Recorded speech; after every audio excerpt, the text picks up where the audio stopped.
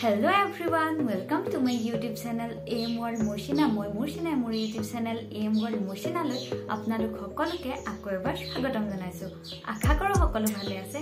আজি মই আকৌ এটা নতুন ভিডিও লৈ আনিছো। তেন্তে আহক দেৰি নকৰি আজিৰ ভিডিওটোত কি আছে চাও।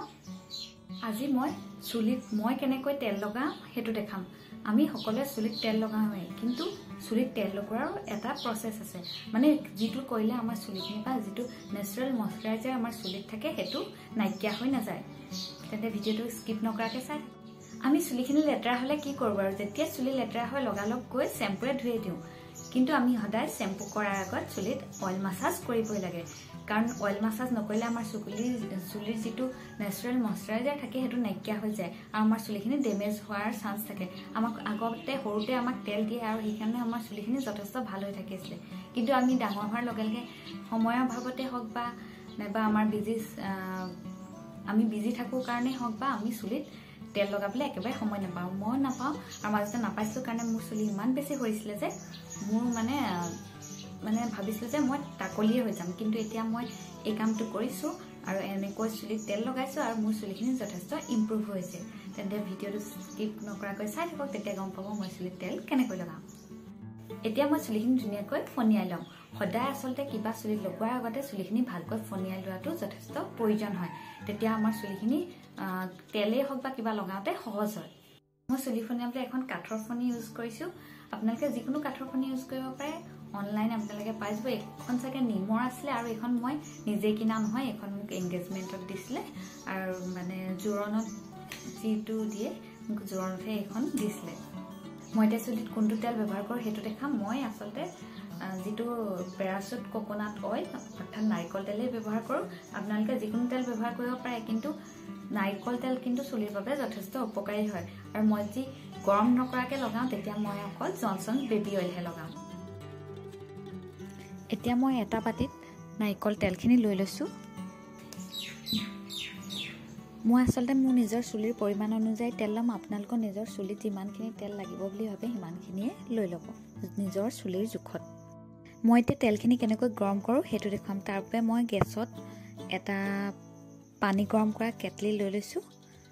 হেতুত পানীখিনি যেতিয়া গৰম হ'ব তাত মই এটা বাটিত যে লৈ লৈছো তেলখিনি দি দিম। যেতিয়া মানে পানীখিনি গৰম হ'ব তেতিয়াহে দিম। পানীখিনি ইতিমধ্যে গৰম হৈ গৈছে আৰু এতিয়া মই তাত তেলখিনি গৰম কৰি লম। মই আসলতে গেছটো অফ কৰাৰ পাছত ভাপ যেটো হয় পানীৰ, সেই ভাপতহে আসলতে তেলখিনি গৰম কৰিম। ডাইৰেক্ট গেছত গৈ গৰম কৰি নিদো। 30 সেকেন্ড মান পানীৰ ভাপত তেলখিনি গৰম কৰাৰ পাছত মোৰ তেলখিনি চুলিত লগাবলৈ ৰেডি হৈ গ'ল।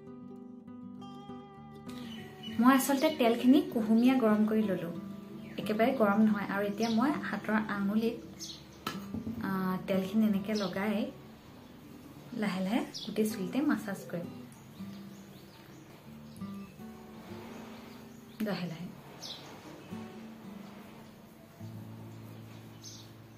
সদায় এনেকৈ আসলতে চুলিত তেল লগাওঁতে মাসাজ কৰিব লাগে।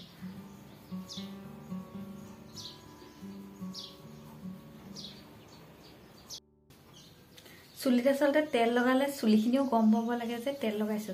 আপোনালোকে ভাবিব তেল লগোৱাটো দেখাইছেনে, কিন্তু আমি তেল লগাও যে, কিন্তু আমি তেল কেনেকৈ লগাব লাগে আসলতে হেতু ভালকে নাজানো। সেইকাৰণে মই দেখুৱাইছো। আপোনালোকে যে ভিডিওটো স্কিপ কৰে আপোনালোকে ভালকে গম নাপাব। মই তেলখিনি ডাইৰেক্ট লগোৱা নাই, মই কুহুমীয়া গৰম কৰিহে তেলখিনি লগাইছো। আৰু চুলিখিনি ধোৱাৰ পাছত আপোনালোকে নিজে গম পাব যে চুলিখিনি কেনেকুৱা লাগিলে। আপোনালোকে তেলখিনি আসলতে মই সদায় ৰাতিপুৱা 9টা মান বজাতে তেল লগাও যেতিয়া বন্ধ হয়, আৰু 12টা মান বজাত চুলিখিনি ধুই দিওঁ। আৰু আপোনালোকে মন গ'লে গোটেই ৰাতিটো এনেকৈ থ'ব পাৰে, কিন্তু মই গোটেই ৰাতিটো এনেকৈ থ'ব নোৱাৰো। সেইকাৰণে আসলতে সদায় ৰাতিপুৱা লগাই পেলাই 12টাত ধুই দিওঁ। বহুত বিজি থাকে তেওঁলোকেও সপ্তাহত এবাৰ এনেকৈ লৈ চাবচোন। চুলিখিনি যথেষ্ট সৰাও কমিব আৰু চুলিখিনি যথেষ্ট ভালো লাগিব। এতিয়া মই গোটেই চুলিত তেলখিনি লগাই দিলো। তাৰপিছত এতিয়া লাহে লাহে আসলতে অলপ টাইম 2-3 মিনিট মান মাসাজ কৰিম।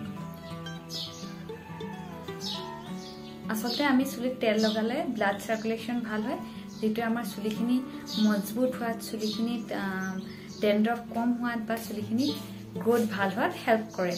এতিয়া তেল লগোৱাৰ পাছত মই গোটেই চুলিখিনি ভালকৈ ফনিয়াই ললো।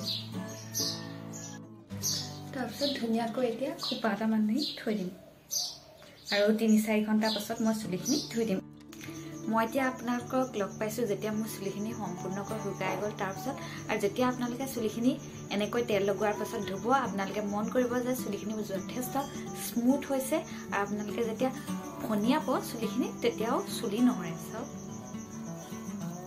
চুলিৰ আহাৰৰ সমস্যাটো যথেষ্ট কমি যায় চুলিত এনেকৈ অকণমান গৰম কৰি তেল লগালে কি হয় আমাৰ চুলিখিনি স্মুথ হয় লগতে চুলিখিনি শাইনি হয় চুলিবোৰ ষ্ট্ৰং হয় আৰু চুলিখিনি সৰাও যথেষ্ট মানে একেবাৰতে কমি নাযায় কিন্তু লাহে লাহে কমিব ধৰে সেইকাৰণে সপ্তাহত বা এমাহত দুবাৰ বা তিনিবাৰ আমি যেতিয়া তেল লগাওঁ তেল লগালে এনেকৈ লগাব লাগে গৰমৰ দিনত লগাবলে প্ৰব্লেম হয় যেতিয়া বহুত বেছি গৰম হৈ যায় কিন্তু তেতিয়া কেনেকৈ লগাই হেতু মই পাছত দিম কিন্তু আজি মই কৈছো যে আমি এতিয়া এটো বতৰত বা ঠাণ্ডা দিনত আমি কেনেকৈ লগাই থাকিব পাৰো বা এনেকুৱা বতৰত বেছি যেতিয়া গৰম নহয় তেতিয়া কেনেকৈ লগাব পাৰো হেতু দেখালো তেন্তে মোৰ আজিৰ ভিডিওটো কেনেকুৱা লাগিল কমেন্টত জনাবলৈ নাপাহৰিব আৰু ভিডিওটো চাব সম্পূৰ্ণকৈ চালেহে আসলতে গম পাব মই কি কৈছো কি নকৈছো এনে আসলতে সম্পূৰ্ণকৈ নাচালে আপোনালোকে গম নাপায় আৰু যদি মোৰ ভিডিওটো ভাল লাগে তেন্তে চেনেলটো সাবস্ক্ৰাইব কৰি নটিফিকেশন অল কৰি দিব ভিডিওটো সম্পূৰ্ণকৈ চোৱাৰ বাবে সকলোকে ধন্যবাদ থাকিল বাই বাই